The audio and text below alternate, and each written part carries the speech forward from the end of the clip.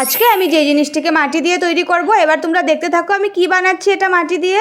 তো হ্যালো সবাইকে, কেমন আছো তোমরা সবাই? আশা করছি তোমরা সবাই অনেক অনেক ভালো আছো। তো দেখো আমি একটা মাটির গোলা নিয়ে নিলাম, নিয়ে এখন দেখো আমি এটাকে বেলে নিয়ে রুটির মতো করে নিলাম। তারপর দেখো আমি একটা গামলার মতো নিয়ে নিলাম, সেটাও মাটির। এটার উপরে আমি কাপড় দিয়ে এখন দেখো হাত দিয়ে এটাকে পিটিয়ে পিটিয়ে পুরো গোল মতো করে নিচ্ছি। তারপর দেখো এটা কত টাইম রাখার পর এটা শুকিয়ে গেছে। শুকানোর পর এখন দেখো আমি সেই গামলাটার উপরে রেখে এটাকে আমি মসৃণ করে নিচ্ছি, সাইডগুলোকে আমি সমান করে নিচ্ছি।